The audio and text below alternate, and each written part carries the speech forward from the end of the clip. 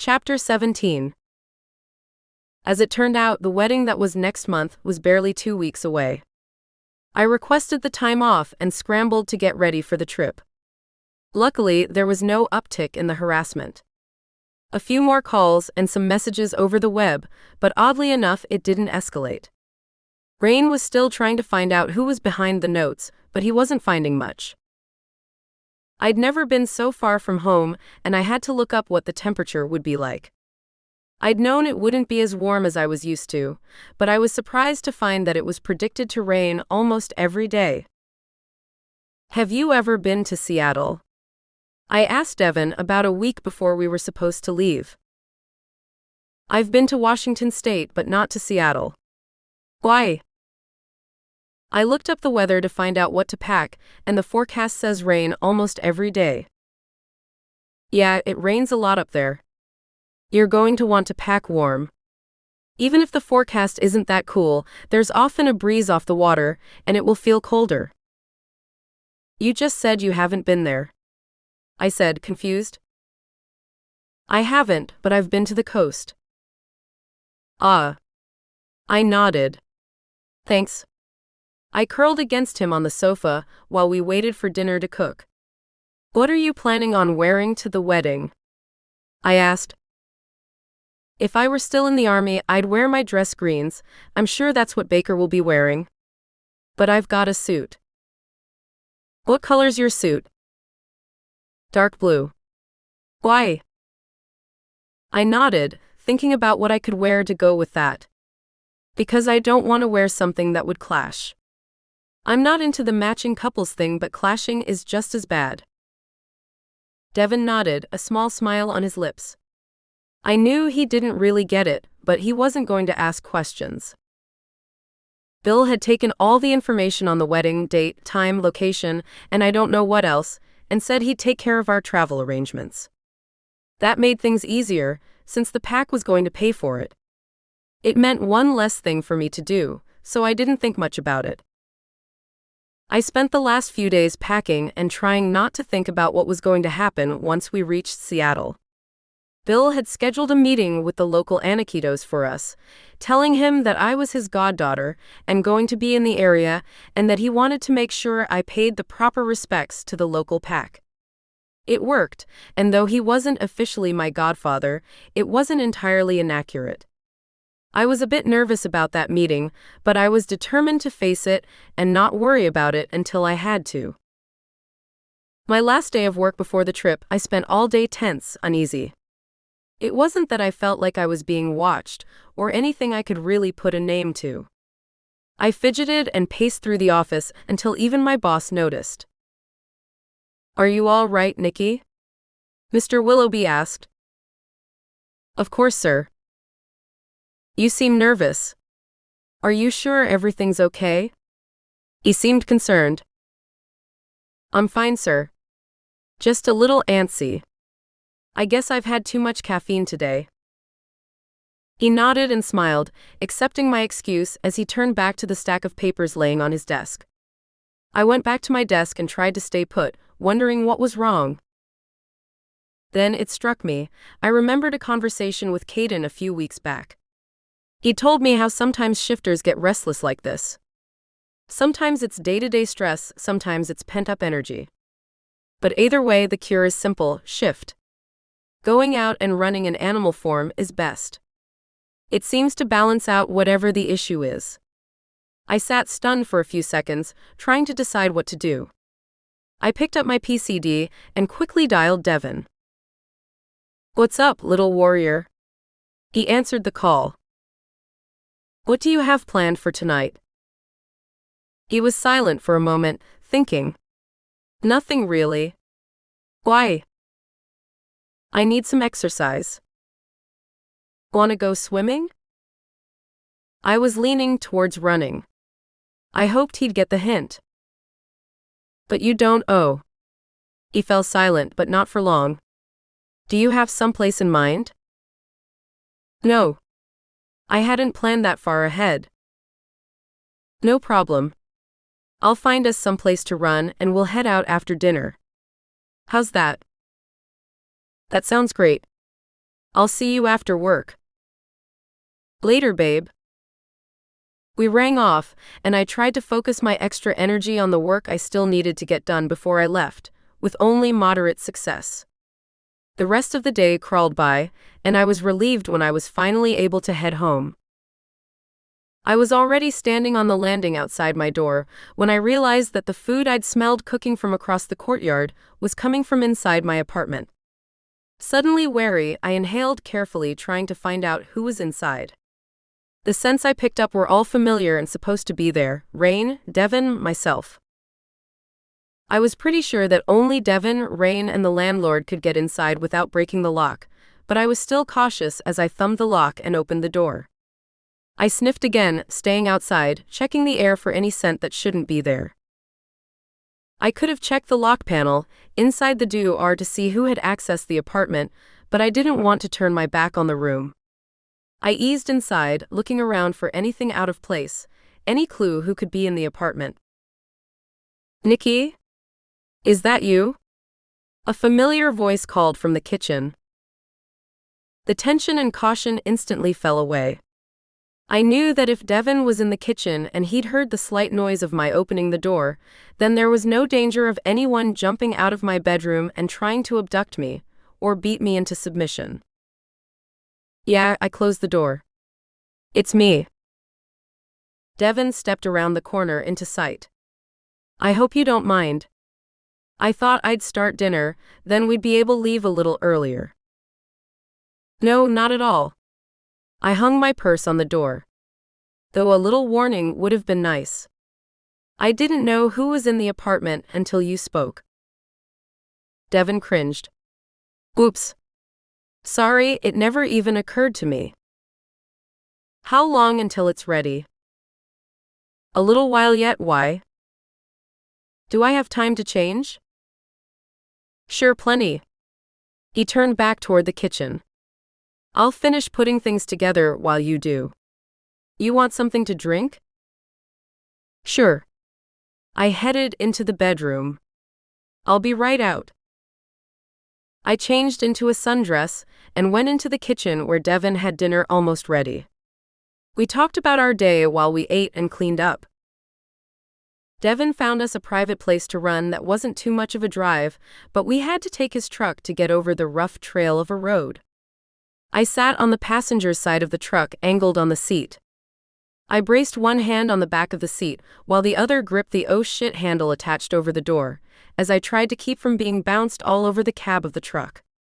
Devon was going slow, but the road was rough and he was being bounced around too, though the steering wheel in his lap kept him mostly in his seat. "I didn't realize the road was this rough," he said in apology. "At least we'll have plenty of warning if someone else comes out." I tried to look at the bright side. His nodded reply was lost in the bounce from another dip of the tires. A few minutes later, Devon pulled to a stop and set the brake. By the time we'd shifted and headed out across the desert, it was nearly dark, but I had no trouble seeing. My Wolf's enhanced vision could see almost as well as in full light, though it was different. Colors were different, more muted, as if there wasn't enough light to show them at their full potential. "Can you hear me?" Devon's voice interrupted my thoughts. I shook myself back to the present. "Yeah, I got you." I turned to find him standing in front of the truck, watching me. "Are you all right?" "I'm fine," I assured him. Just lost in thought for a moment. "So we're here, what do you want to do now?" "I'm not really sure. I just know that the last time I was so antsy and restless, Caden told me that a run would help, and it did." "Who did you go with?" Devon knew I never went for a run alone. I might be the only one who shifted, but I wasn't alone. "Gabriel." Devon growled at the name. I rolled my eyes, finding that it was more difficult to do in wolf form. Anyway, I thought over his growl. We went for a run. It worked. It seemed to burn off the nervous energy. "What did you do on the run? Did you hunt something?" I snorted. "You." I found the idea of hunting and eating something raw, even as a wolf, more than a little distasteful. No. We played. We chased each other, tried to pounce on each other. We just had a little fun. He didn't look happy. So what do you want to do tonight? I tilted my head to one side and watched him for a few seconds. Let's just walk for a bit, maybe something will come to me. I started toward the desert, passing him standing in front of the truck.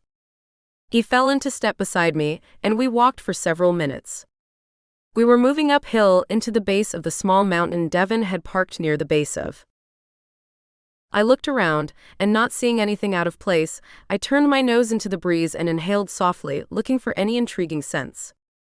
Something interesting to follow. I smell water. I sent to Devon. He was quiet for a moment. I think there's an artesian hot tub near here. Really? I didn't know there was one around here. There are a few scattered at the base of these mountains. But they're not as well cared for as others in the valley, and fewer people know about them. Which means the odds of finding them empty are good, right? True, he sounded intrigued. Do you know where it is? Not exactly, but I have a good idea. Let's check it out. We should be able to smell someone there long before they'll be able to see us. I turned and headed into the breeze carrying the scent. Devon hesitated for a second before following. I weaved in between bushes and around patches of cactus, following the scent for a little over half a mile before I stopped. I tilted my head to one side and listened. I could hear water bubbling in the distance. It was faint and hard to distinguish, but there. I turned my head another direction, trying to get a more accurate idea of where the sound was coming from.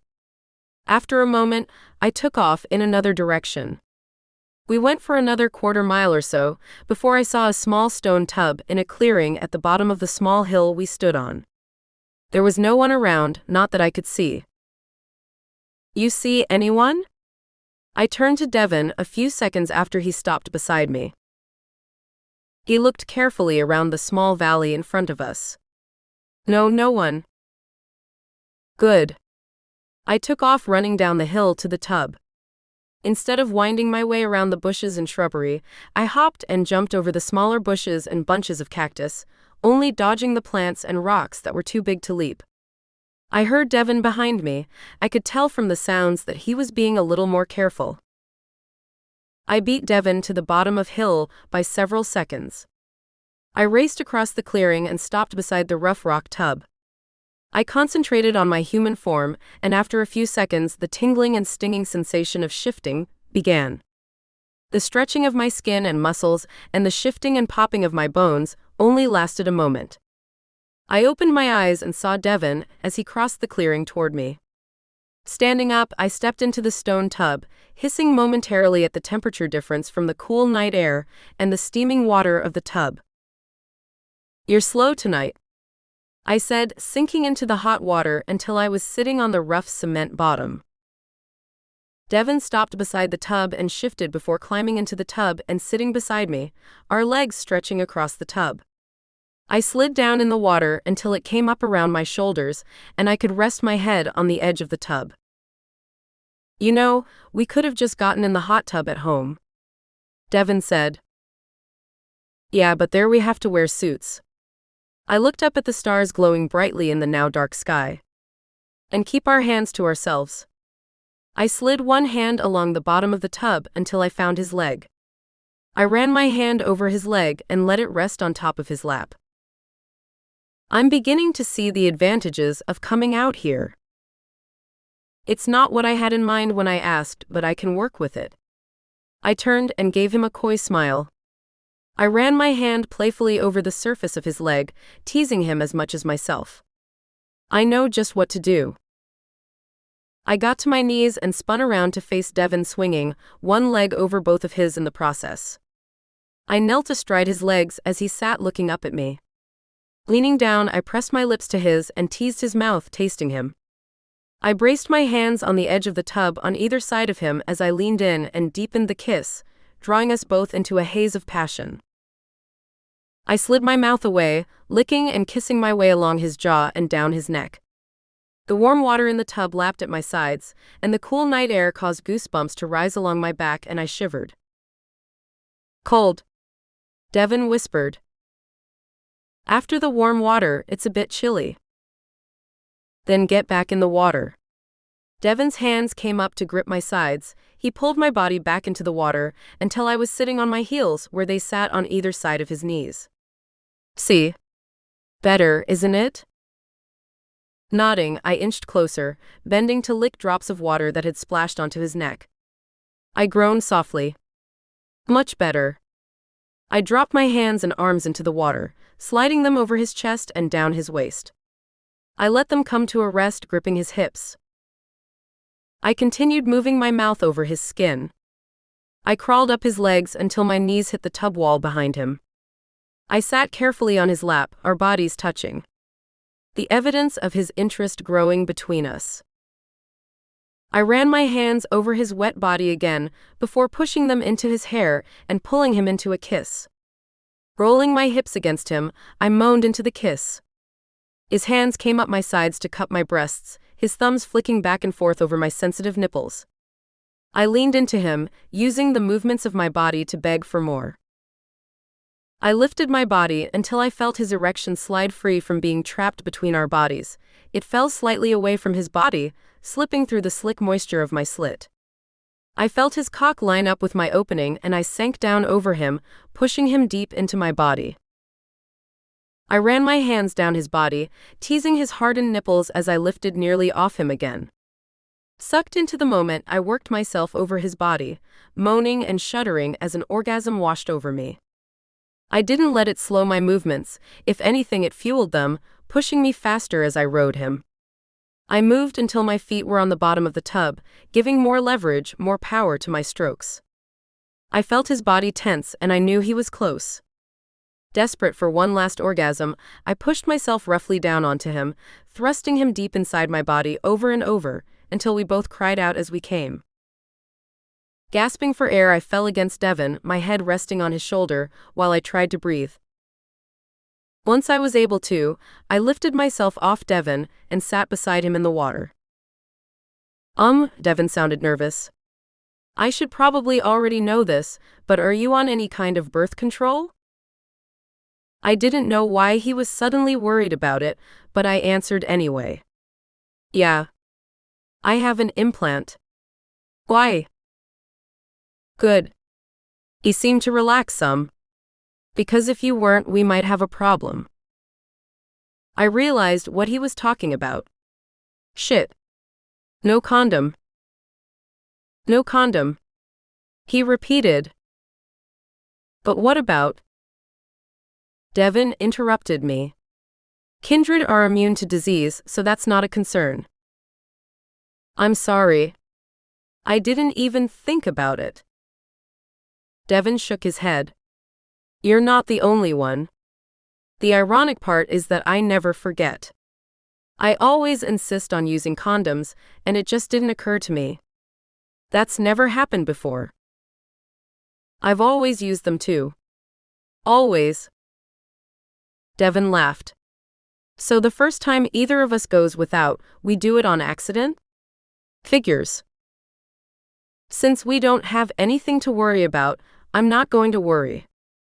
I laid my head back and looked up at the stars. "How far do you figure it is back to the truck?" "Mile. 1.5 miles. We probably ought to head back.